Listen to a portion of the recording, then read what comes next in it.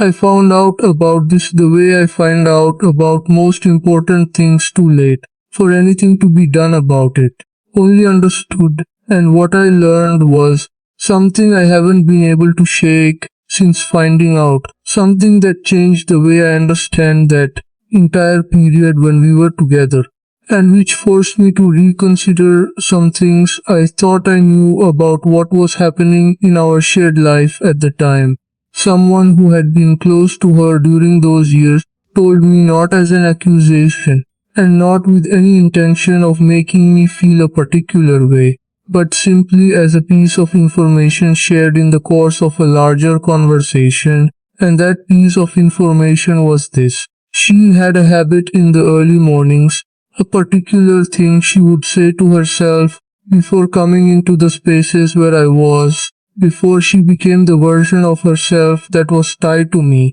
apart from the private self that existed earlier in the day, before that specific morning meeting in our life. I don't want to be too careful about what exactly she said to herself, because I'll tell you the kind of thing it was. Not the exact words, partly because those exact words are hers alone, and partly because I think the kind tells you more than the words themselves would. And the kind was this: she was reminding herself of something every day before seeing me, reminding herself of something that apparently needed reminding, something that it didn't naturally stay with her without a deliberate reminder. And what she was reminding herself of was a reason to continue, a reason to be present for the day that was about to begin, a reason that the version of herself who woke up in the morning before the reminder apparently didn't have readily available on her own. I sat with this for a long time. That image of her early in the morning before our shared life attached itself to that day, deliberately going through the process of searching for the thing that would let her enter our shared space and become who she needed to become. This is one of the images from that time I think about most, not because it's the most dramatic or the most visually striking, but because it's actually one of the quietest images I've carried with me since, and because it tells me about the distance that existed between how she was experiencing that period and how I was understanding it. A distance I now understand was quite large, and which I didn't understand at the time. I thought she was fine. This is where the real beginning was. I think I thought the version of her I was seeing in our shared hours was a reasonably accurate picture of who she truly was, that her composure and her functioning and her continuing to show up were signs that things were genuinely manageable for her. And what this morning habit tells me is that this composure and functioning continued showing up weren't evidence of any real well-being, but rather the result of deliberate daily effort, the result of a particular process of preparing herself that had to happen before our shared hours began. And the difference between these two things is enormous: a person who is fine and a person who works every single day to find the thing that will make her capable of being present. What she was trying to find every morning, the reason she was reminding herself of, I think I now understand it in a way I couldn't at the time, and I think it's connected to her particular way of being in the world, to those specific values and commitments that were always visible in her whenever she showed up for things, even when showing up cost her something. And I think what she reminded herself of every morning was connected to something that existed beyond that difficulty, something about her children,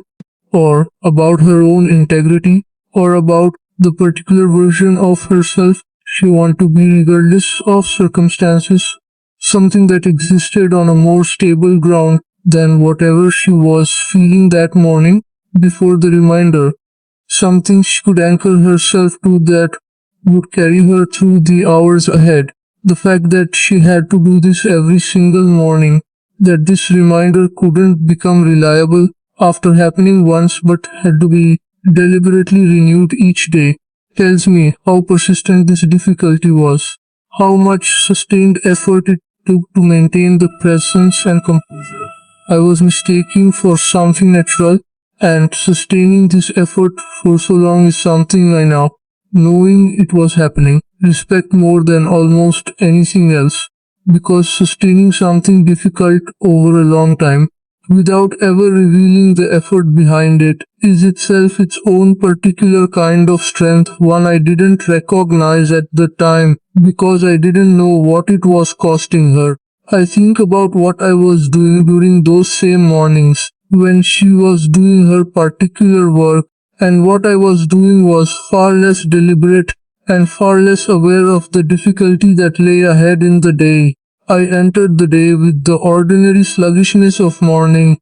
with routine things to handle and expect, doing no deliberate work to prepare myself for our shared hours, because our shared hours never appeared to me as something requiring preparation. And this asymmetry, the way I entered our shared life completely unaware of the effort she was making to meet me, is hard for me to sit with now, because it wasn't the result of carelessness but of genuine blindness, of not knowing that what I was receiving was the product of daily labor, not the natural expression of her nature. And not knowing doesn't change the asymmetry, doesn't change the fact that she was working every morning to be present for something I arrived at without any effort, and the distance between these two experiences within a single shared life is one of the clearest and most specific examples I have to show that the life I was experiencing and the life she was living weren't the same life, even though we were both in it. Even though we were in the same rooms and going through the same days, the internal experience of those rooms and those days was completely different for each of us, and I didn't know it, and she never told me, and that morning ritual was evidence of everything that was never said. I'm telling you this now because I think it deserves to be said, because every morning, for a long time, she carried something I never saw and that she never asked me to see, and her not asking me to see it was itself a form of the generosity I now consider a fundamental part of who she was, and I want this to be known, not because knowing it changes anything that already happened, but because some things deserve to be acknowledged, even if that acknowledgement comes late, even if it comes after the window to do things differently has already closed, even if all it can do is add to the truthful record of what was true.